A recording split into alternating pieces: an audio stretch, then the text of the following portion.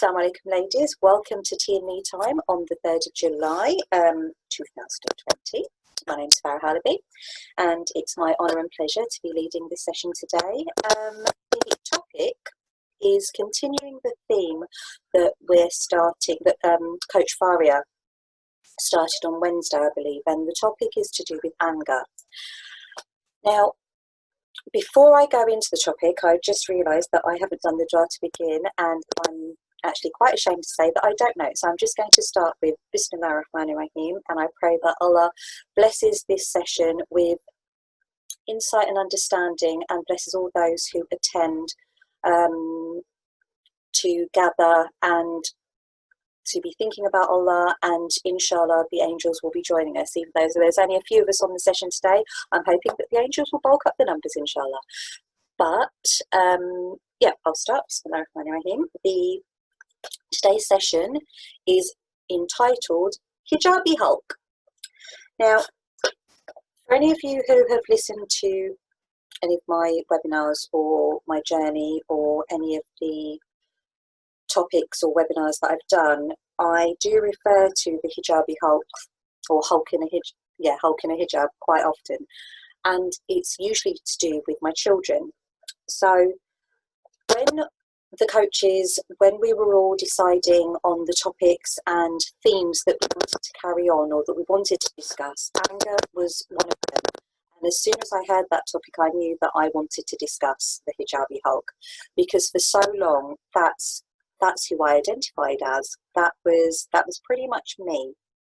So I'm going to be talking about or talking to that situation. And if any of you know me or have been in any of my sessions before, you'll know that I love a chat, but I also love an interaction. So I'm hoping that it's just not going to be me talking to a screen of names. Sister Forgia's got a lovely background there, alhamdulillah. So yeah, it won't be just me talking to a screen of names. I'd like it to be as interactive as possible. So to begin with, I'd like for you all, inshallah, to pop in the chat, what does angry look like to you? I'll give you a little bit of a definition of what it looks like to me. Oh, walaikum salam, Sister Fawzia, you can't hear me. Oh, let's have a little look. I think, let's see. Right, Sister Fawzia can't hear me. She's not got her mic on. Let me just see if I can. Sister Fawzia gone? Oh. Sorry, just 1 second.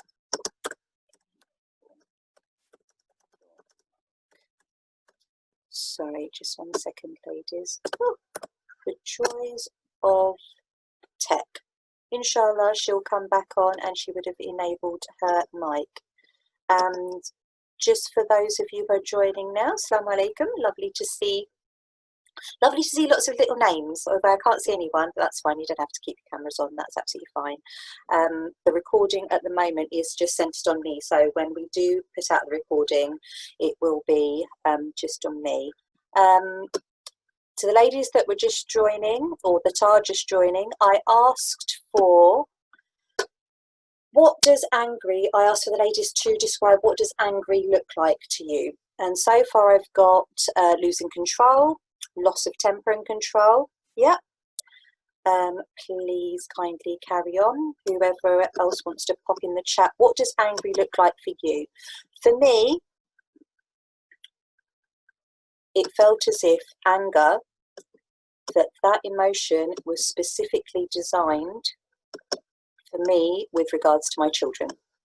For me, anger was something that came up a lot, and it seemed to be exhibited from myself and was geared very much towards my kids, or if any of my children were around, if they were exhibiting behaviour, it seemed as if the go-to response from me was anger. And I was angry a lot. Pretty much if you'd slapped some green makeup on me, I would have been a Hulk in the hijab. I used to get very, very angry. I used to get very loud. I used to get very shouty. And I used to get very sarcastic. Sister Koinora said, saying hurtful things that you don't really mean. Yep, in a state of anger, the awful things that can come out of your mouth, it's as if you've, again, I'll speak to what I did. It was as if I had picked on the most sensitive vulnerabilities of my children, and just bile came out, which spoke to that sensitivity and that vulnerability. And Sister Lubna says, in conflict with myself and the person I'm angry with. Yeah. So we're pretty much around the same kind of ballpark when we're talking about anger. And there is, well, actually, I'll ask the question. Do you think that there's much of a difference between anger and upset? Or do you behave in a very, very different way when you are angry to when you are upset or disappointed or confused even? What does anger really mean for you? What does that specific emotion bring out in you? And whilst the ladies are popping in the chat, I'm just going to double check that everyone is okay. Sister Fawzia, can you, oh no, Sister Fawzia's connecting the audio now, alhamdulillah, brilliant, okay. Oh goodness me, 1 second. There we go. Right, so Sister Sue says upset can be more internal, anger is external. Right, we'll definitely be coming back to that. Sister Sadia says bringing out the past, upset can turn into anger in my case. Oh, Sister Asmina, I asked, first of all, what does anger, the emotion of anger, look like for you? And then I asked if there was a difference between anger, the way that that manifests, the way that that comes out, if anger was different to upset, disappointment, confusion. I wanted to know if there was a difference. So whilst you lovely ladies are popping in the chat, I'm going to tell you a little bit about how anger came out for me. And like I've already said, it was very much geared towards my kids, or it seemed as if my children were the only ones that were capable actually of bringing out anger, that was the go-to emotion, or that was the go-to feeling that I had when I was dealing with my kids. It spilled over into my husband as well, I guess, at times, but it was quite different. And I'll ask a couple of questions, but I'll give you a little bit of a backstory. So with my kids, I felt angry, and my reasoning at the time was that I wouldn't be so angry, but I wouldn't be the Hulk in hijab if my kids just did what I wanted them to do. If they just did what I said, I'd have no reason to be upset. I would have no reason to be angry. Not even upset. Upset was kind of, quite lame. It was 0 to 60 in, a second. It would go from literally Mary Poppins to Hulk fairly swiftly. So around my children, the anger was displayed, or it seemed as if the anger came out when they didn't do what I wanted them to do, or they behaved in a way that I didn't want them to behave in. And there was a certain element of control that I lacked and so desperately wanted. And when my children showed me time and time again that I could not control them, that wasn't met with understanding. That wasn't met with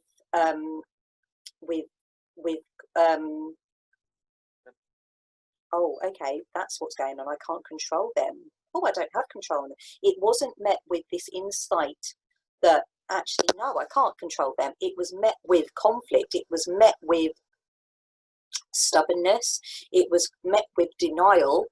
And it was met with this feeling of, I can control them. I will control them. And they will do my bidding. They will do what I want. Because if they don't, then I'm going to get angry. But I didn't realize that I was getting angry at myself because I couldn't control them. I couldn't get them to do my bidding, however much I tried. And like I say, the feelings of anger and lack of control that have come up, it wasn't just good enough to feel that anger. I had to make sure that they knew that I was angry. I had to make sure that they knew 100% that I wasn't going to stand for it. And the only way I knew how back then, or the only way that came up back then that I can remember, was shouting and also calling them out on what I thought they were doing wrong. So out came the, if only you weren't so awful to your sister, if only you weren't so cruel, if only you weren't so horrible, if only you weren't this, then I wouldn't get angry. If only you didn't shout at your siblings, if only you listened to me, if only, I wouldn't get angry. If only you did this or you didn't do that, then I wouldn't get angry.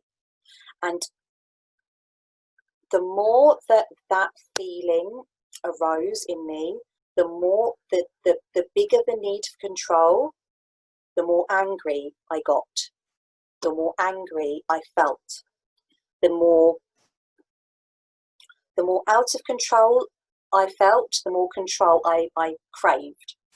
So what turned that around was when I actually realised that it didn't matter what I did. It didn't matter how loud I shouted.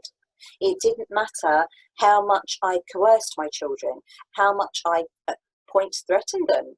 At points, this need to control, this need to have something in my life that I could mould, that I could be in control of, because it felt like I was out of control in every other area of my life, and I shone the spotlight on my kids. But what I was really angry at, or who I was really angry at, was the lack of control, and I was really angry at myself, and I couldn't see it.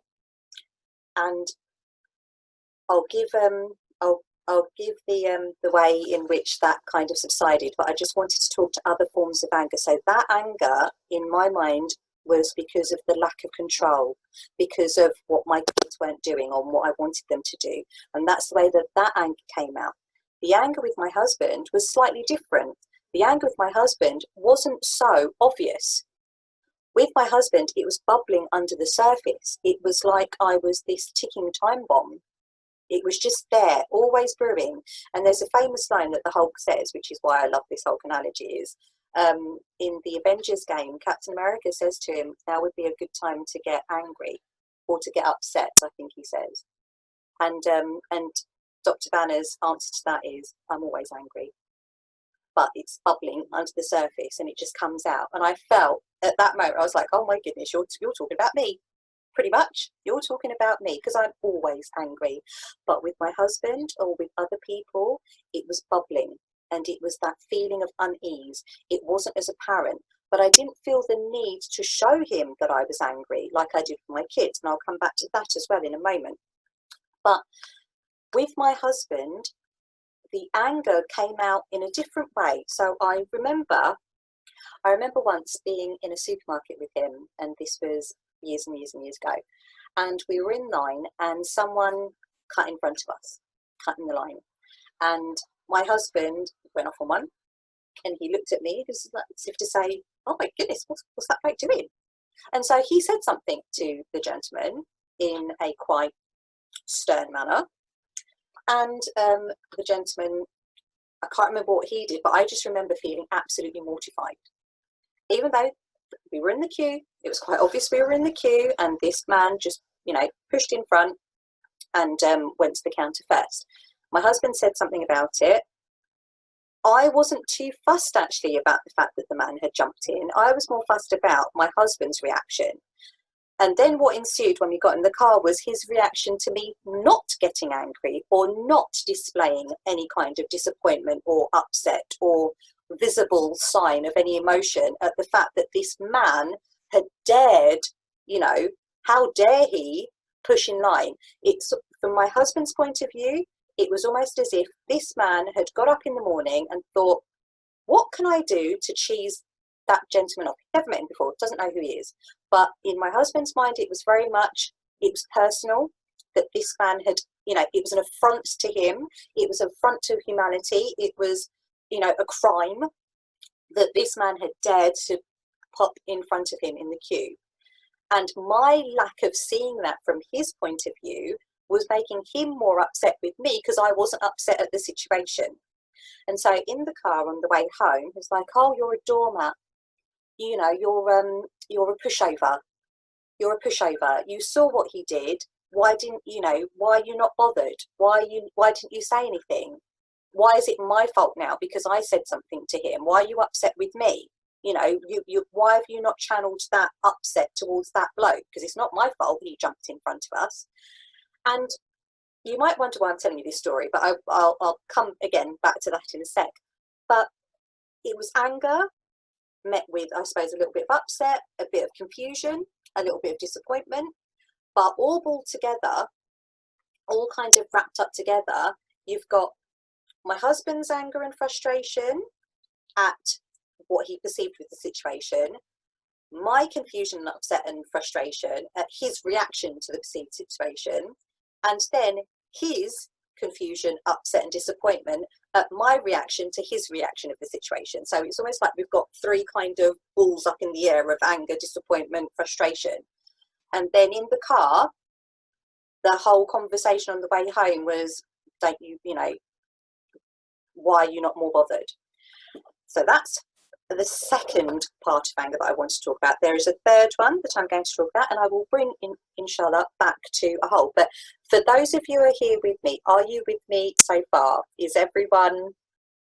Can anyone relate to that? Has that ever happened to you guys? And I'll wait for you. Could you pop in the chat if this makes sense to you? Alhamdulillah. Great. Thank you, Mary. The third one that I wanted to talk about was when, oh, Shakira, that's you. The third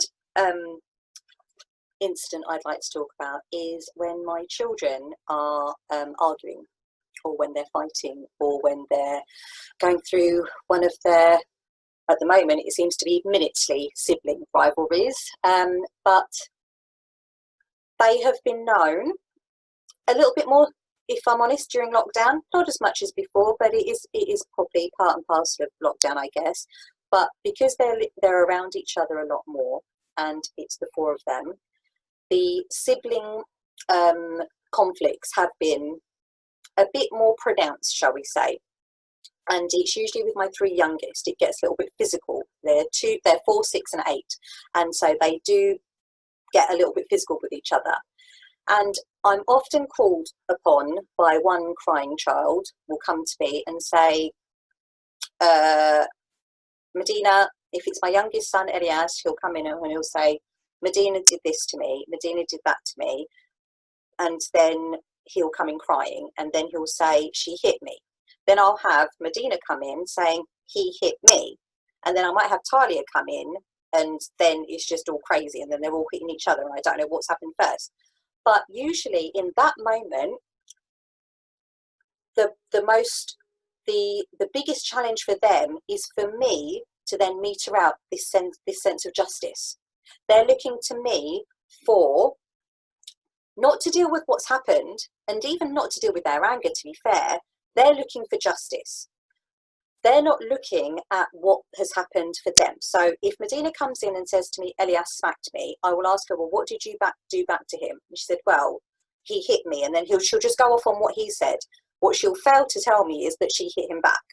When we've got to the point where she's hit him back, then the reason that she's reluctant to tell me that she's hit him back is because she knows that I will then speak to that hitting back. And she doesn't want to talk about the hitting back. She wants to talk about the first instance of hitting, and for me to meter out the justice for that. So when in that moment, when she's got angry, he's done something to her, he's hit her, he's taken something of hers, and the feeling of anger has bubbled up for her, and that is now manifesting itself in a physical response, not just a verbal one. It's not enough for her to tell him to go away. It's not enough for her to tell him, to call him names. She doesn't go to the pain points for him. She doesn't go to the vulnerabilities. She doesn't go to his, what will wound him mortally with words. She'll go for the physical. She'll go for a punch back. But what she wants from me really is for me to tell him off for doing whatever he's done to her. And when I'm speaking to her punching back, I'm speaking to her response. I'm speaking to her responsibility. And that is the third part of anger that I would like to speak to you about, really. And bringing it back to the other two instances of anger, usually in those moments, or in those three instances that have happened in my life, there are things that are wanted. There are the goal, really, if we can kind of unpick the anger neurons, if you like, is justice, is to be heard. So validation for what you're going through, justice for whatever it is that you're angry about, and also forgiveness, even though forgiveness hasn't factored in here really. But what I was looking for really in the times that I got angry with my kids, I didn't know it was forgiveness, but that's ultimately what I was looking for. Forgiveness for me feeling at that moment like a rubbish mum. With my husband, it was forgiveness for me maybe not standing up for my rights, maybe forgiving myself actually for perhaps not acting in a way that maybe I'd wanted to, or forgiving him actually for reacting in a way that he did. With my kids and with their situation, forgiveness isn't a tangible thing. For them, they don't want forgiveness, they want vengeance. They want someone to see that what they've done in return or in retaliation is justified. So when we've got justice, forgiveness and validation, and we bring it back to that initial feeling of anger, it felt so trite, I guess, to say to my kids, well, you know, if he's hit you and you've hit him back, I can't tell him off because you've done worse. And when we look to what we're actually responsible for, we're not accountable for other people's actions. So we're not accountable for when anyone else does anything wrong. What we're accountable for is how we behave. And with my children in that third scenario, when they want this sense of justice, what I want in that moment is for them to see that what they did back was wrong, and what they did back that they're accountable for. That if Elias has smacked Medina, he's accountable for that, but she's accountable for hitting him back. So we talked a lot about bad deeds and good deeds being written. But coming back to anger as an adult, it stems from the same place. You know, I think human beings, we're quite simple beings really, but we complicate a lot of stuff because we fire off these, we have these thoughts that just, you know, pop into our heads. And the ones that we kind of give oxygen to, the ones that we think about mostly, or the ones that seem to have a habitual story, like if I'm angry, then I know how this story goes. You know, when I get that feeling rise up and that, you know, pit of my stomach kind of rage, I know how that story goes. So therefore I'm then a victim almost. I'm almost, well, I can't help myself because this is what I do. You know, when I feel that anger, I have to follow the steps. I have to then spew the bile. I then have to shout. I then have to do, you know, all of the horrible things. I then have to shout, I have to say horrible words, I have to slam a few doors, I have to stomp my feet, I have to throw an adult tantrum. And what helped me with that really was seeing that I was not hostage to my thinking, seeing that I didn't have to go down that little road, I didn't have to dance that merry dance, I didn't, you know, it wasn't that if I was feeling upset or angry, I didn't have to suddenly, you know, become the Hulk. I had a choice. And at that moment, with our children, with our spouses, with our, you know, whoever it is that we think makes us angry, whatever situations we think are anger inducing, at some point, and maybe it's clear, sometimes it may not be, but sometimes it is quite clear, that moment where you make a decision that you can either go left or right, that you can either switch on or switch off, that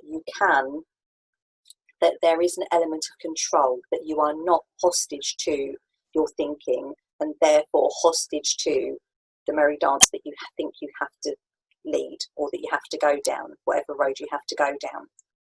And when we think of the emotion anger, when we think of that feeling. And there are many instances in the Quran and the Hadith that speak about it. Now, the one that came to mind for me was, I don't know it verbatim, but if you're feeling angry, and I think I've got this right, if you're feeling angry, then sit. And if you're still feeling angry, then lay down. And that physical, that physical sense, like if you're more grounded, if you're on the, like if you're laying down, then there's thinking about it from a science and logical perspective, that if you're laying down, almost that angry energy, that you know, that rage dissipates. It's got a wider volume of space to dissipate. But then we're told as well that anger comes from shaitan, and that anger is like fire, and what extinguishes fire is water. So another way is to make wudu. When you are feeling angry, when you're feeling that hot kind of rage, to make wudu will extinguish that fire, if you like. But what really got me was the word that I used before, was forgiveness, because I couldn't at that moment align, I didn't know, I couldn't see very clearly the correlation between anger and forgiveness. And we're told in the Quran that the anecdote, I guess, or the cure for anger is forgiveness. And I will read these two parts of the Quran. This is Surah 42, verse 36 and 37. So whatever you have been given is but a passing enjoyment for this worldly life, but that which is with God is better and more lasting for those who believe and put their trust in their Lord, and those who avoid the greater sins and illegal sexual intercourse, and when they are angry, they forgive. Now, again, anger and forgiveness. When you're angry, who here thinks that they have the capacity or the foresight or the awareness or the consciousness to forgive? Who here has had that? Who here can see that? And I'll put my hand up and say, no, I don't. When I'm in the midst of when I'm in my Hulk rage, I can't see that. I can't see to forgive. I can't see to be calm. All I can see is this thermometer rising. But I'll ask you, ladies, perhaps you do, I don't know. Who here, when they are angry, has the foresight or the consciousness to forgive? And I'll ask you, inshallah, to pop that in the chat if you do or you don't. And then I shall read this second verse of the Quran. It comes from chapter 3, ayahs 133 and 134. And those who restrain their anger and pardon men, and Allah loves the doers of good, and those who, when they commit an indecency or wrong their souls, remember Allah and ask forgiveness for their sins, and who forgives sins but Allah, and they persist not knowingly in what they do. We are told quite clearly that if we ask for forgiveness, and we ask knowing that Allah will forgive, that He is as we see Him. And if we see Him and we are asking al-Ghafur, we are asking the only one that can forgive, that He will forgive. If we're asking with, intention and with sincerity, knowing that He will, that we will be forgiven. And from the ladies in the chat, I'd say that, there's a lady, ladies that can't forgive easily. Okay, so at the moment that we are angry, and if we compare anger to a fire, when you put water on a fire, does it go out straight away? Or is there some steam that's let off? Is, the ashes, do they, what's the word? Not simmer, what do ashes do? Oh, that's going to annoy me. If anyone can help me out, it'd be really good if you could. I know that water simmers, but what do ashes do? It's like the ambers. They, they're not alight. But, if that's, sorry, my lovely, forgive, but for a mug. Yes, that is exactly the word that was used, although I used pushover, but yes, absolutely. But the thing is, you can't be everyone's cup of tea, because otherwise you would be a mug. So again, my very learned friend Fahmida told me that. But yes, the grounds of forgiveness. So anger, it's aligned it's described as a fire. And like I say, when you put out a fire, when you put water on a fire, it doesn't go out straight away. There is that steam that's going to be left off. The embers are going to be, just slightly burning out. Even though they're not raging, it takes time. It does. So if you can think of the last time you got really angry, did you stop just like that? Or did it take a little while for those embers to kind of burn out? Or did it just happen just like that? I've been forgiven, but I'm take advantage of it. Okay. So it takes time. It downstairs, yeah. Okay. So in that moment, what is it that you want? What would it take for you, if you think about it now, in the times that you have been angry, and for the times that it seems as if it's a little bit difficult to let go, or that there's still something bubbling or simmering or, burning or taking a while to fizzle out? What is it that you want? What would make it go away? If that says validation. Sister Ifa, would that be validation for the reasons that you got angry, validating that your anger is, I say correct, but justified? Would that be the case for you? Right. And Sister Sue says, belief it won't happen again. Okay. Sadia says that she's left with regret. And Miriam says, I turned away from the argument, but it leaves me with a migraine. I'm seeking comfort at that time. Right. Okay. So the anger in that moment, I'll refer it back to me, but for me, getting angry, it wasn't anything about my kids. It wasn't anything to do with my husband. It wasn't even anything to do with kids fighting. It was very much something to do with how I was trying to make sense of that situation at the time. And it was a whole melch of confusion, disappointment, upset, and that feeling of lack of control. Anger is almost, it's not a singular emotion, if you like. I mean, if you want to put anger on the pyramid of emotion, I guess, it could be deemed as the tip of the iceberg, but underneath that, before you get to boiling point, before you get to Hulk, there's a whole load of, it's not 0 to 60.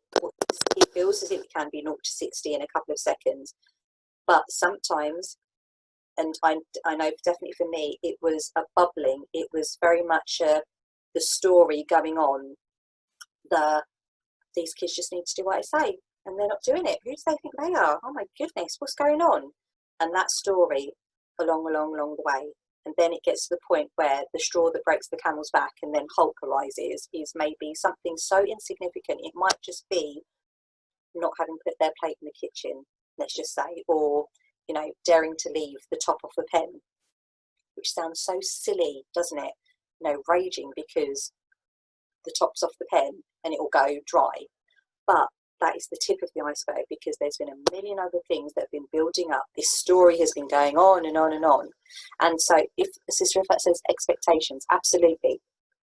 That word, what do we really get angry about? What do you think the core of our anger is?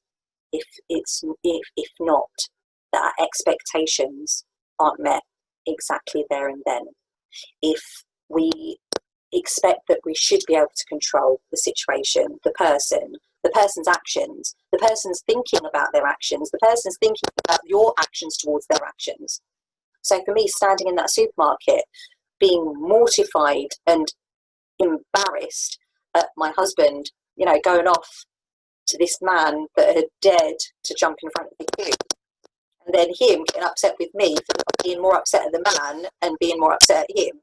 So it's this chain of feelings and reactions and thoughts and expectations. And, you know, if I could just, if my husband, if he could have just controlled that gentleman and not, you know, that man hadn't pushed in front of him, he would have, you know, he would have said that he would have felt all right. But to be honest, it wasn't even the man jumping in front of him. It was probably what was going on in his mind at that moment. And that gentleman popped in front of him in the queue, and that was it. That was the straw that broke that camel's back. So when we're getting angry, it's a culmination of a lot of things that have happened. But really what we're doing is we're raging against this sense of our expectation in that moment isn't met. What we want, or what we think has to happen, or the way that we see things, or the way that we want things to happen, the way that we want things to play out, the circumstances that we want, the ducks that we want aligned is not happening. And we're raging against that. So technically, I was raging all the time, because nothing in my life at that moment, especially with the kids, was as I wanted it. And I just couldn't place that feeling on myself. I couldn't bring it back to myself at that moment. I could only see everyone else being wrong, everyone else being, you know, all the other opportunities, all the other circumstances, my environment, you know, everything. You know, if it was raining, oh my goodness, it's like they're all out to get me today. I can't put the washing out. Be angry at that. Just be angry at everything. And it comes from this sense of this kernel of a thought that I should be able to control everything. And yet, what do we know to be true? What is the one truth that we know? That Allah is only in control of everything. Allah plans. You know, we may plan, we may try and get all of our ducks in a certain line, but if Allah wills it otherwise, that's what's going to happen. But really, we're just raging against this lack of control, this expectation that's not met, the fact that nothing is going our way. People don't think like us. People aren't doing what we want. And from when we've got a whole load of me, I want, I need, this has to happen for me, then we know that the ego, you know, is what's dancing around, you know. So that's why when we're told that anger comes from shaitan, that how do you then get rid of that? How do you then get rid of that? And or how do you quench that? How do you squash that? And yes, remembering in the heat of the moment, again, all of these hot, heat, warmth, temperature, fire analogies to do with that emotion of anger. And we're told, what do you get rid of? What do you get rid of heat with? What do you get rid of fire with? And you cool it down. So then when we talk about the cooling down period, you know, you don't go from hot on fire to cold. There's that cooling down period. There's that, you know, weighing it all up, you know, trying to get it right in your mind, trying to get your, you know, maybe even dumbing down what you wanted, or maybe giving permission, actually that didn't happen, but this did. But ultimately, we are told that forgiveness is the antidote, that forgiveness is the cure. And what I'd like to do is, I know that we've only got 15 minutes, so what I'd like to do is pop you into breakout rooms just for 10 minutes, just to let you speak to the other ladies in the room about what comes up for you, and then return for the final 5 minutes to give your reflections, if that's okay. So what I'm going to do is, if I can, where are we? Breakout rooms, right, breakout rooms. I've got 27 of you lovely ladies. I'll pop you into 5 rooms. Right, you should be getting a little request to join the breakout room, and inshallah I shall see you back here in about 10 minutes.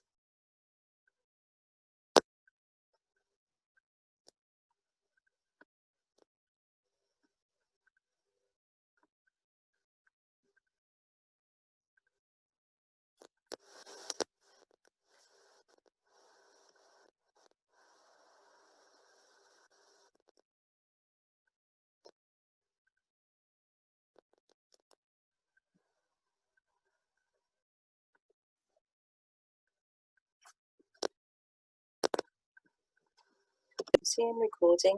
Right, Jazakallah khairan, ladies, for coming back.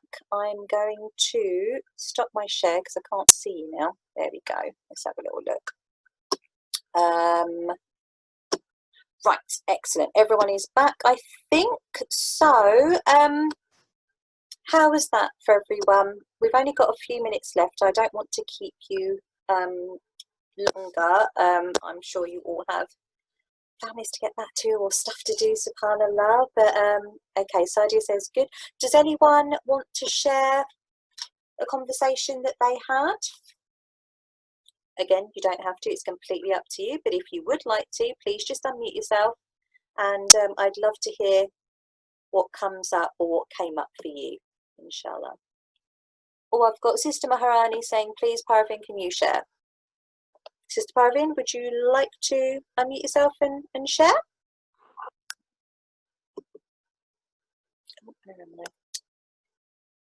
Oh, let me just see, where am I speaking for you? So I'm just mucking around with my thingy. Okay. Lots of, it was good. Right, okay. Sister Lubna's asked me to explain forgiving others when you feel anger. Right. Right, I'm back now. So I'll speak to that question. Or speak to, okay, no worries, Sister Baron, that's fine. If anyone else wants to share anything before I address Sister Lubna's question, they're more than welcome to. If you do want to, just pop yourself off mute. Sister Mariam has unmuted yourself. Would you like to say anything? Assalamu alaikum, my sister. Yeah, Jazakallah khair. Yeah, I thought our conversation in the group was quite helpful. One of the sisters who mentioned her story, and she just basically said that her children are her strength as well, and even though the third party that's involved will not change and it causes problems for her and her family, but because of her children, she's her children's been her support and been a strength, and that's really helped her and help her realize that some people will not change, but there are you don't need to, your life doesn't need to stop because of one particular person. You can still go, and there are other people around you who do support you as well. So that's what I got from it, that there's some people that won't change, and they will pull your rope in whichever way. They will just do whatever they can to get to you, but there are always other people around you that are supportive, if we have the means to look. And then if we concentrate on those people and work on ourselves through those people, then I think inshallah that will help with our situation. Alhamdulillah. Jazakallah khairan for that peaceful reflection, and I pray that the sister involved, I pray for ease in her affairs. And actually what you said was quite telling. I think that when we accept that people around us are not going to change, what we're actually getting angry about is that we just want people to do what we want them to do. We want them to be what we want them to be. We want them to think, we want them to feel. Or we can go the other way and think, how could they do that? How could someone do that? But it is this sense of this wanting them to be a certain way. And when we're looking for, I guess, well, not looking, when we're exhibiting that denial actually within ourselves, that we can't actually change someone, we can't actually make someone do our bidding, however much we try. And the anger can come about because you can't do it, but you feel that either you think that you can, or that you think that you should be able to, or actually that they should do what you're saying, they should be who you want them to be. Or it comes down to the expectation and this control, that there is an expectation that they should just be. But when we look at what you just said, the sister just said, that accepting that you can't change people, and that actually there are other good people in your life, that there are other people that can offer the support. That in itself sounds lovely, doesn't it? Actually thinking, well, if someone's going to be awful or induce anger, or it seems as if they're the one that's inducing anger, well, I'll just, pop them along, ignore them, not have them around, or bite my lip for the sake of other people, because actually I've got other nice people in my life that do offer the support. And that sounds lovely, and it is really lovely, alhamdulillah. But again, what we're doing is bringing down this expectation and searching and seeking for that solace and comfort and support in creations, in, again, other people.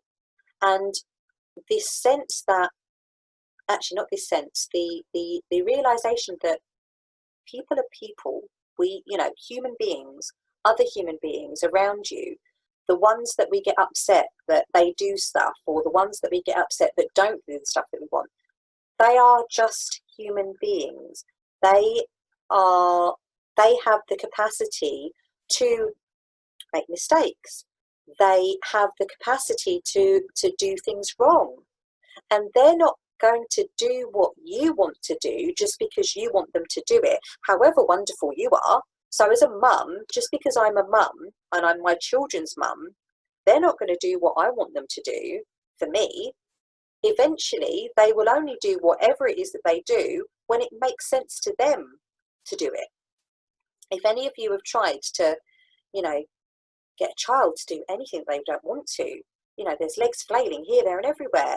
You know, you've got that physical kind of struggle, but trying to get an adult to do what you want them to do, or to feel what you want them to feel, that suggests that you have that power to control that person, and the anger comes from when you can't. But the realization will only come, the peace, I guess, or the quenching or the extinguishing of that anger comes when we know that we were never in control at all, that only Allah is. And we're still looking to people, we're still looking to circumstances, we're still looking to things to make us feel okay. And we believe that it's the things and the people and the circumstances that are at fault, that are causing this anger. So when we've put our, when we've pretty much given over control of our feelings to other people, to circumstances, to the world outside, then we're always going to be a victim to that thinking. We're always going to, and by that I mean we're always going to then be like a ship on the sea without a sail, just waiting for the sea to bob us along wherever it needs to take us. But actually we have a sail that we can put up, but it's still only ever Allah that's blowing the wind. It's still only ever Allah that can control where we're going. But it's this mental illusion, or this, inner illusion that we have, that we are in control, and then we're raging when we can't, when people are just not doing what we want them to do, when things are not going our way, when circumstances aren't the way that we want them, when life isn't happening the way that we want. So the element of forgiveness that I'd like to talk to is, I'll bring it back to my kids and to my husband, because that was the biggest thing in my life, was forgive it. And it sounds so silly when I say it now, but I had to forgive my kids for being kids, but I didn't have to forgive them. I had to almost forgive my misconception, my silly understanding that I was expecting more of them, but forgiving actually what they do, because they're just human as well, and they're going to make mistakes. So them hurting their siblings, them fighting with their siblings, if I'm going to meet that with a sense of anger, that how dare you do that, how dare you hit your sister, how dare you take something from your brother, how dare you talk back to me, how dare you, and get really angry about that, I'm missing wholly the point of what's going on for them. So if I can take away my feelings about this, how dare they, this illusion that they should just know not to do that, or they shouldn't do that, or because I've told them that they can't do that, they should just get that memo straight away. But actually, when I take my expectation off of that, then I can see what's going on for them, and then I have then the capacity to actually meter out forgiveness rather than vengeance, rather than justice. Does that help at all, Sister Lubna?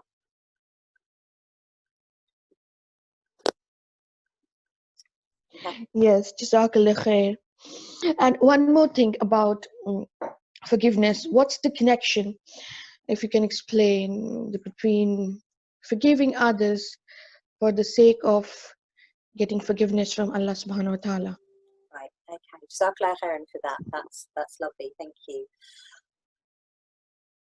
When I was in the supermarket line and that person jumped in and my husband looked to me and pretty much said, "You're just, pushover," pretty much, if you're not going to stand for this, then that just means that says something about you.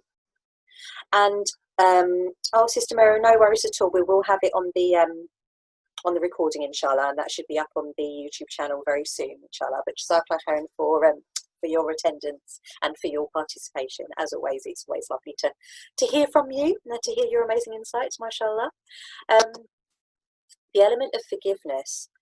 So what he was trying to intimate was he took that whole situation as being a definition of me as a person, that if I'm not raging, then I'm a pushover, I'm accepting, I'm a mug, I'm a whatever it is. So I'll pop on the YouTube channel links, inshallah, on the chat. But if you just search in YouTube Sister Seeking Salaam, it'll all come up. All the videos, they're privately listed, so you can only find them if you search for Sister Seeking Salaam, inshallah. But yes, sorry, so speaking to that forgiveness, the connection in that really is, if I'm forgiving other people for being human, because that's effectively what they are, they're just, I'm holding them to almost a higher account. My expectation of them is almost not even more human or not even higher. I'm actually expecting other people to think like me. So my husband got upset because I didn't have the same reaction as him, and in his mind, my lack of a reaction in being the same for him meant that I didn't view the situation in the same way, and therefore he then created this story about how I was a pushover and I didn't stand for anything, and all the rest of it. But the forgiveness part comes into, actually, it ties into expectation and anger and frustration and all of those types of feelings. Actually, when we feel that we're getting angered by people, or that certain people have the power to make us angry, looking at what it is that we perceive that they're doing to make us angry, or what they're doing to hurt us even. Peaceful people don't do unpeaceful things. At that moment, when you get angry, at that moment, there's no peace there. There's something that you either feel that you have to rage against or vent or expel or get out. There is no peace there. And we are told that verily in the remembrance of Allah, the hearts find peace. I mean, that ayah goes deep on so many different levels, but on a base level, just if we listen to that, verily in the remembrance of Allah, the hearts find peace. When I'm raging at my kids, at that moment, I've completely lost sight of Allah. I've completely lost sight of that mercy, of that rahmah, of that anything. Or I'm very much, there's a light that's being shone on me, my nafs, my will, my need for control.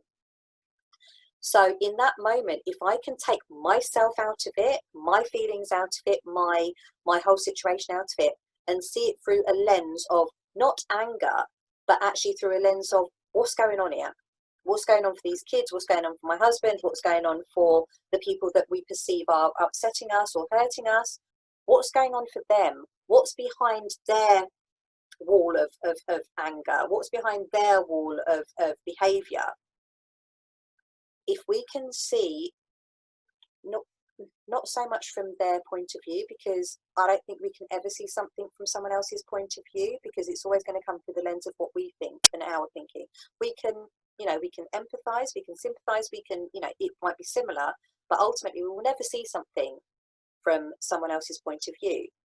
But when we try to do that, at least when we try to see things without that emotion on it, we get a different story.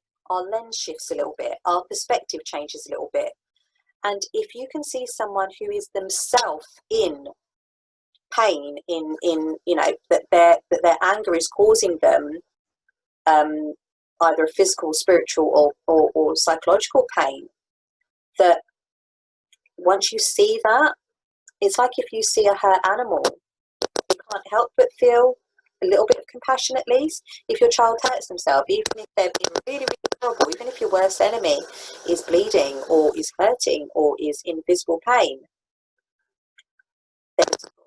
I'm assuming that for most of us at some point there is a level of humility, compassion, kindness, and in that moment you don't see the anger, but you are seeing the human, you are seeing the person, you are seeing the soul behind that frustration, behind that feeling, behind that thinking. And the way that forgiveness comes in is that because now you're not seeing them through the lens of your anger, you're not seeing them for being this superhuman being that shouldn't be doing all of these things because you have an expectation that they should just know that they shouldn't do it, whatever it is, or you're holding them accountable. Just by seeing them as human, the element of forgiveness comes in. It's like the expectation or the level or the standard that you're holding them against, it drops, but it's not lowered standards. It's almost like the veil comes off, that you can see the person. And in that moment, there is an element of forgiveness. There is an element of letting go or seeing something a little bit more clearly, I guess. But coming back to how forgiving others is really, what do we ultimately want from Allah for ourselves, for forgiveness? You know, is forgiveness, I'm assuming. I mean, I'll open it up to you, but I'm guessing that for a lot of us, we do want, you know, we would like Allah to forgive us, because we're all of here, you know, all of us here are people who have sinned, who have erred, who have made mistakes. And, you know, in seeking Allah's forgiveness, we want that from Him. We're expecting that from Him. We're hoping that from Him. You know, we're making dua from that, you know, for that from Him. But in order to, I guess, get that forgiveness from Allah, we are told that His name is the most forgiving. So it's not all of the forgiveness that is on His part. It's, you know, we have the capacity to forgive, and actually when we forgive, it's the anecdote of anger. Because once you've forgiven someone, or in the process of trying to forgive someone, you're cooling down. You're not raging. So I'm just going to read what's in the chat. Oh, 1 second. Sorry, ladies. I will be with you in 2 ticks. Let's just see. Sister Asmina has written something. Alhamdulillah. Oh, I've gone too far up. 1 second. What has Sister Asmina said? Acknowledgement that your reason. 1 second. Is that the one? No, that's not the one. I think Sister Asmina put a hadith. Let's have a look. So sorry, ladies, it's taken me ages to actually read through the messages. Let's have a little look, see.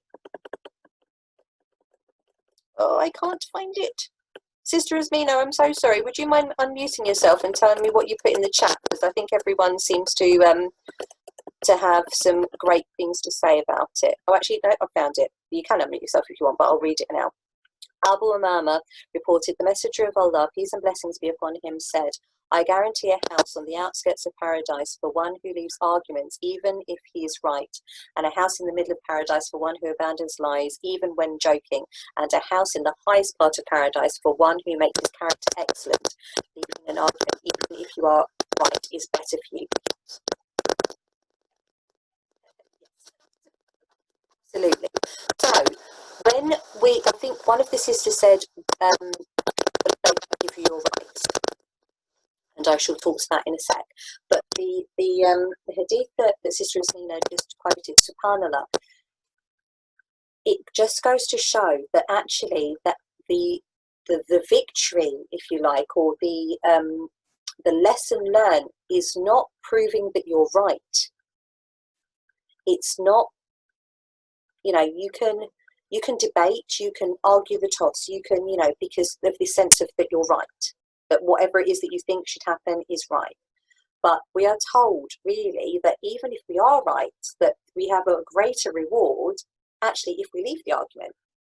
And something that comes to mind is I had a class with my Quran teacher a little while ago, and we were speaking about an incident that I brought to her. It was a query that I had, and there's a section of people that are called Quranists, and they are effectively hadith rejectors.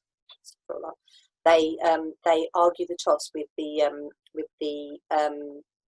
validity of hadith, and they have a lot of reasons or arguments as to why the hadith and the life of the Prophet, peace be upon him, shouldn't be. I say shouldn't be, but they don't place a lot of stock, let's just say, in hadith. And I had a conversation with my Quran teacher, and I asked her what I would do, or what should I do in that instance where there is, quite a heated debate or a heated conversation about where I stand and where this other person, who is a Quranist only, stands. And she said, in that moment, their aim is to try and change your mind, and your aim is to try and change their mind. There is no who's right, who's wrong in this moment, even though, subhanAllah, I believe in hadith. I believe, that what I'm doing is right, that I am studying Sunnah, and I believe that the Prophet's life, and, has great validity in our faith, so I believe that wholeheartedly. And she said, even though you believe what is right, the other person believes that they're right. So they're not engaging with you to seek wisdom or to seek understanding. They're engaging with you to try and change your mind. And that's what you're doing. You're not engaging with them to try and seek out some kind of understanding. You're engaging with them to make them see your point of view.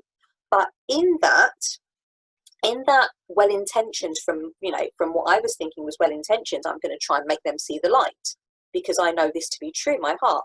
She said, in that trying, you're actually allowing a conversation to come about where the Prophet, sallallahu alaihi wasallam, may be talked about in a negative light, or that you may be holding you may be giving rise to a situation where that person could be saying a lot of not very nice things and arguing the toss and, debating about the validity of the Prophet and his life.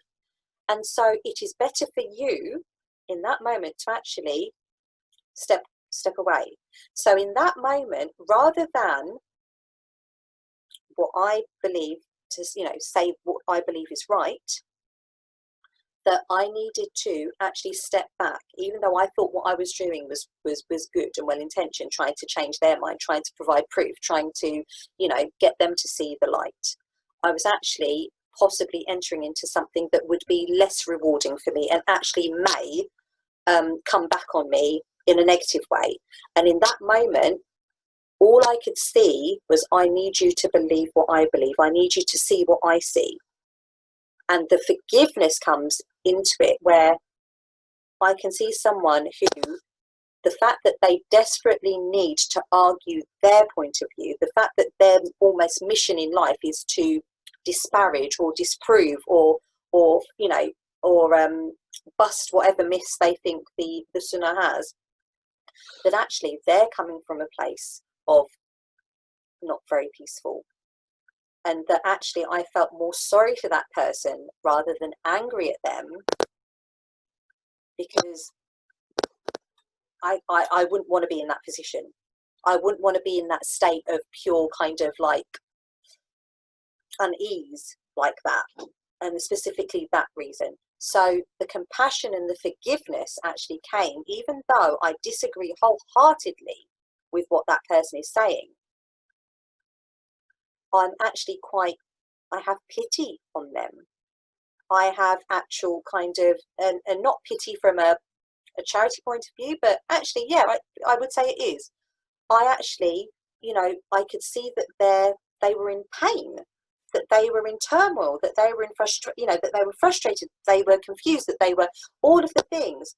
And instead of it changed the lens. Instead of me saying, oh my goodness, how can you think that? What kind of person are you? What are you on? How could you do that? I actually felt quite sorry for them. And I prayed at that moment, after I'd had the conversation with my Quran teacher, I actually prayed for Allah to forgive them and to help them come back, you know, to turn their hearts back. So if we believe that someone has, you know, has hurt us, and we are angry at that, if we believe that someone has wronged us and we feel anger, if we believe that someone is doing something that we're not happy about and that we get angry about it, the forgiveness comes actually not so much for them, but when you can pray for someone else to be forgiven. Because at that moment, it's, you know, all of us, like I say, we're all of us just, you know, hoping and wishing and praying and making dua for Allah to forgive us. But if we can meter out even one tiny portion of that, if we can not only forgive them, but actually pray for Allah to forgive them too, we're never going to lose out on that. When, you know, that's not like, that's banked to us. If we can make dua for Allah to forgive someone else, we can forgive them. We don't have to agree with them. We don't have to condone what their actions are. But what we're doing is forgiving the human characteristic of making a mistake, because that's what they've done. You know, that's what they've done. They are erring. They are sinning. They are, you know, whatever it is that they're doing. But we're forgiving them for having a very human emotion. We're angry at them for daring to have that human emotion. But when we change anger to forgiveness, it's a double whammy. We're forgiving them. We're asking for Allah to forgive them, and that, inshallah, will weigh heavily on the Day of Judgment for us. That maybe some of our sins may just be forgiven, inshallah. I'm so sorry. I know I've kept you way over time. I'm just going to quickly read what Sister Lubna has said. Because if one has truly forgiven someone, they don't feel negative about them later. And when we focus on seeking forgiveness from Allah subhanahu wa ta'ala, then forgiving others becomes easier. But alongside with that action of forgiving others, we have to become aware of our own feelings and the feelings of the other person only. Then forgiving others becomes easy, inshallah. When we see that the other person is in a psychological pain, forgiving them and making dua for them brings benefit for them and us. I would say that you're spot on there, Sister Lubna. And on that note, I pray if there's anything that I've said in this session or in any of the sessions that is wrong, or that you think, oh, actually she's, you know, made a mistake there, please tell me. Please let me know. If I've misquoted something, or if I've said something that you think actually not too sure about that, then please let me know, and please forgive any of my mistakes. They are mine. No one else's, and I would, you know, I take ownership of that, inshallah. But I pray and I hope that this session on anger has been beneficial for you, inshallah, and that I've hopefully made a clearer distinction between anger and forgiveness. And if I haven't, then you know, inshallah, you know, you can email us if you want any more clarification, inshallah. But for now, let me just have a look and see if one's okay. Alhamdulillah. Well, Jazakallah khairan everyone for being here. And our next session, I believe, is on Monday, and it resumes back to 4:30. So as far as I'm aware, we have 3 sessions a week, which are at 4:30 on Monday, 4:30 on Wednesday, and then 7 o'clock on Friday. For the sister that wanted the link to the YouTube channel, if you just search Sisters Seeking Salaam in YouTube, you'll find it. And if anyone wants the link to the WhatsApp group, then please pop on the chat and I'll add you to it. But if there's nothing else, then I shall let you go. And Jazakallah khairan for all of you who stayed to the end. Assalamu alaikum. If you'd like to unmute yourself, you can say salam, or I can just end the session.